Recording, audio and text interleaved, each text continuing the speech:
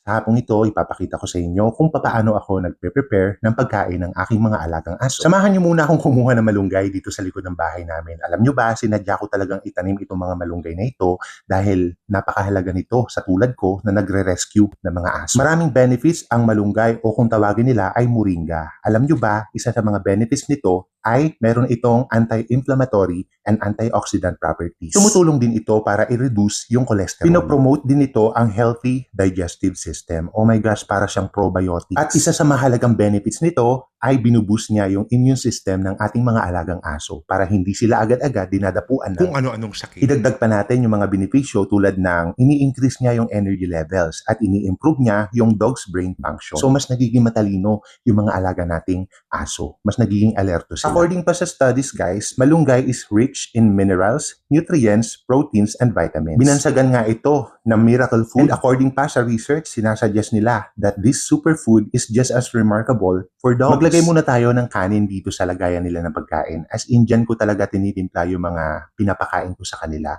I'll make sure na malasang malasa at mai-enjoy nila ang kanilang meal. Tulad na lang niya si Buboy. Palagi yan nauuna dyan kapag nalaman niya or naramdaman niya na nagpe-prepare na ako ng pagkain nila. Tingnan niyo naman yung mga alaga kong aso nakapaligid na sa akin.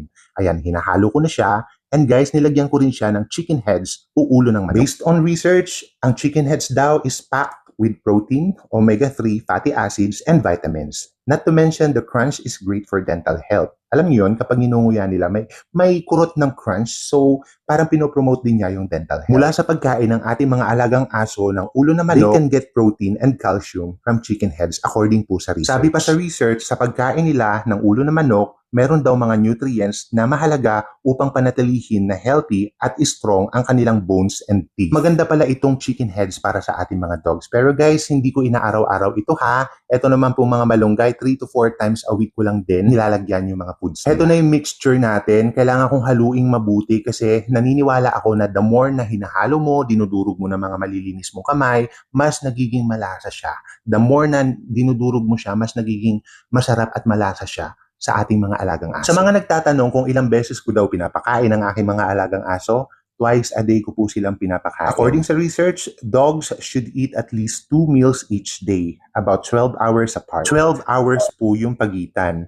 But breakfast, lunch, and dinner schedule is an equally great option according po sa suggestion sa research. Kung mahigit 12 hours po, elapses between meals, the stomach can become hyperacidic causing nausea. Hindi po biro ang pagpapakain o pag-aalaga ng maraming aso. Pero thank God kasi po nasusurvive po natin every day. Hindi naman po nagkukulang ng biyaya ang ating Panginoon sa pagbibigay nito. Kaya thankful po ako kasi kahit papano na isusurvive ko po yung mga alaga kong aso. Though sila po nanggaling sa iba't ibang lugar, sa Manila, Bulacan.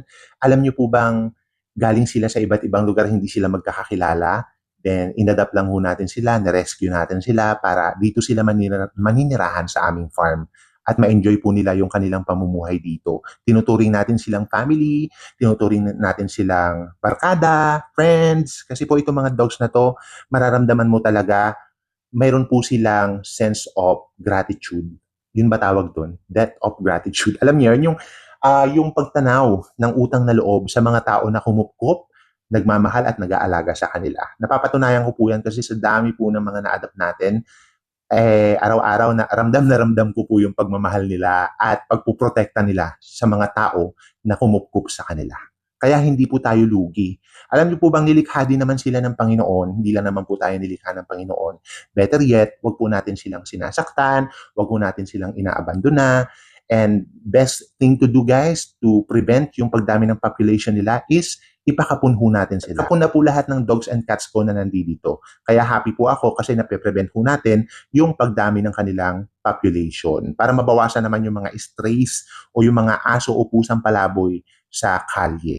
Ayan, binibiling ko po sa pamangking ko na ihatid ito sa kapitbahay para ipakain sa kanilang mga alagang aso. Ayan, since tapos na po ako magpakain, ito po yung pinaka-routine ko, ang sumayaw. Kasi happy-happy po tayo dito. Bawal po dito yung judgmental. Wala, happy lang po ako. Every time na napapakain ko sila, ang sobrang saya ng puso ko, sumasayaw ho talaga ako. Ganyan-ganyan ho talaga ako every day. Kaya sanay na sanay po sa akin ang aking mga alaga. Ayan guys, nagliligpit na ako. Hindi ganun, again, hindi siya ganun kadali. Kaya kung balak mo pong mag-rescue na marami, alamin mo muna kung kaya ba ng kapasidad mo. And guys, ito pa lang si Popoy, nakakalimutan kong bigyan kasi hindi siya umaalis dyan, nasanay na kasi siya na inaabutan ko. Yun lang!